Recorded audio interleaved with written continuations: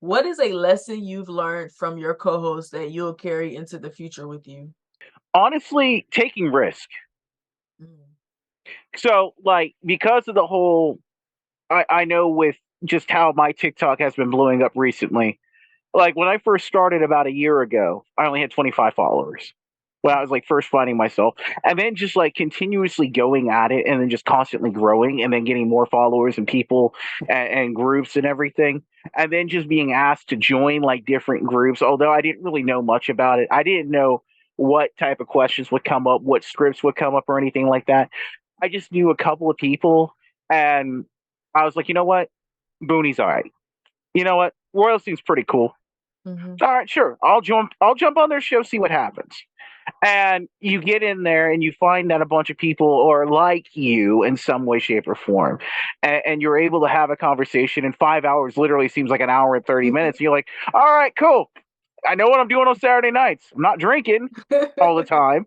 I'm just going to hang out with some cool people that, it seems like if we were all back in Kansas when we were younger, you would be my people, Yeah, period. Yeah. you definitely I would. 100% feel the same way. If we would have met in high school or whatever, but like, Yo, bro, y'all some every cool people. fucking We weekend. we would be untouchable in high school. Could you Yeah, imagine? yeah. It's like, 1 minute we might all be in different groups in school or something like that. And then it's like all of a sudden, yo, Royal raps in like the fucking cafeteria or whatever. Herb's creepy as fuck. He's going to go over there and scream. Oh, that nigga can rap too. Oh, shit. And it's like, yo, you gonna watch Dragon Ball Z on Toonami on Saturday night? Yeah, you want to watch it at my house or whatever? And I'll be We can there get Pizza Hut hate and call it watching. good. I'll be there hate watching. Like this is trash, but I guess Yo, I like y'all, so I'm gonna sit here. don't worry, Gundam Wing comes on after that. Tenchi Muyo after that. We'll Yeah, find you'll something be you fine. like You'll be too. fine. It's cool. It's cool. Just wait. But we gotta see some grown ass blonde haired men for like 2 hours. Screaming for 2 hours. Entire episode. Next time on Dragon Ball Z. Yeah. Bro, Waits for them to transform into one character. we would be hilarious if we met when we were younger. I Oh my swear. god.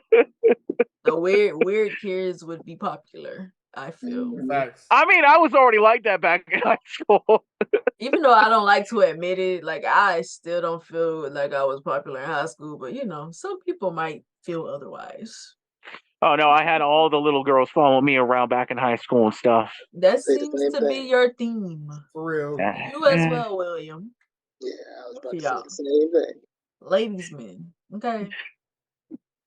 I ain't gonna act like I didn't have people following by me in high school.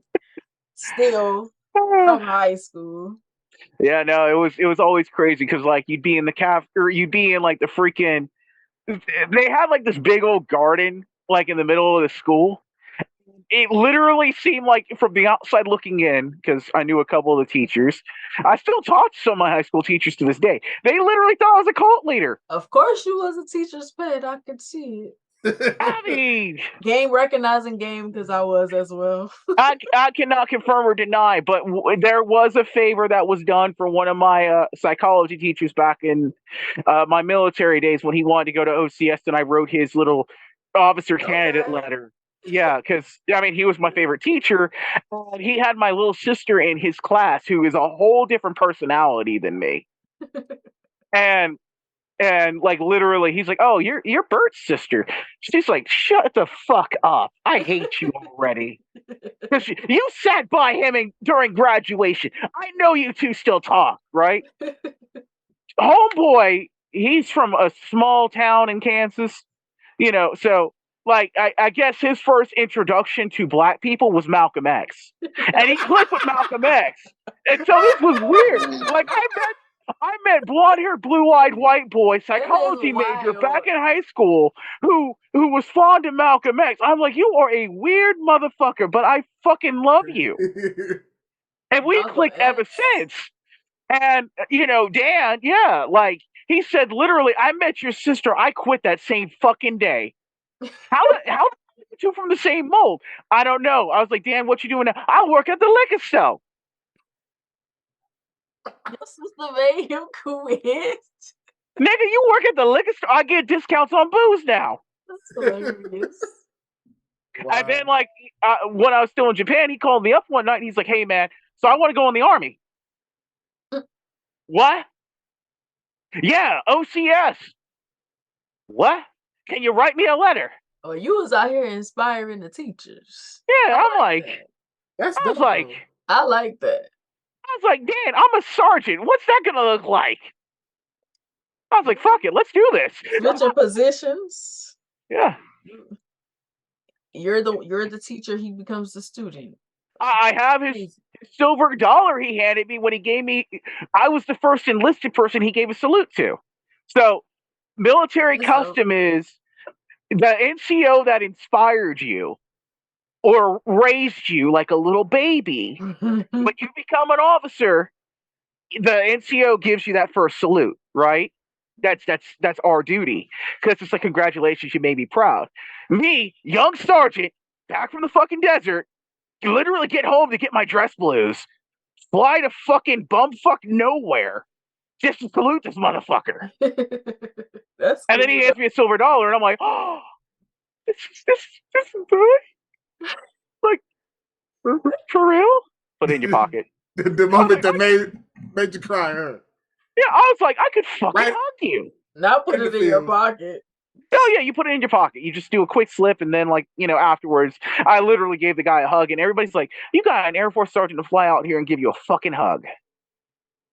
That's dope. You changed his life, Bert. Yeah, I did. Love him. It's amazing. Love him. For me, so it's been a lot of things I've learned, but one of those things is that we all would have been best friends in high school. Like, definitely. I already know. 100%. Like, 100%.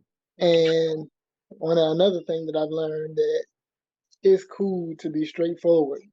Like, because I always felt like I was a little too straightforward sometimes.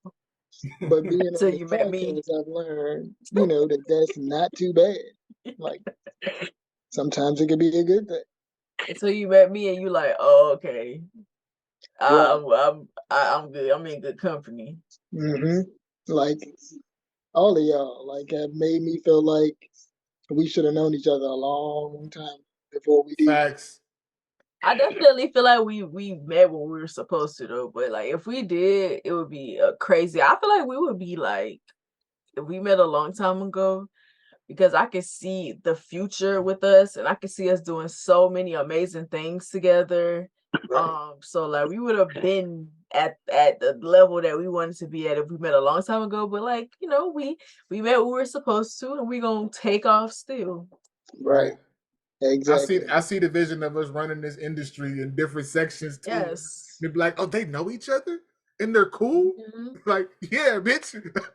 Yeah. What y'all Surprise! We were all part of the same fucking think tank. This has been a plan, like Wu-Tang. We was meant to take over the game. Ain't nothing to fuck with. Exactly. Yeah.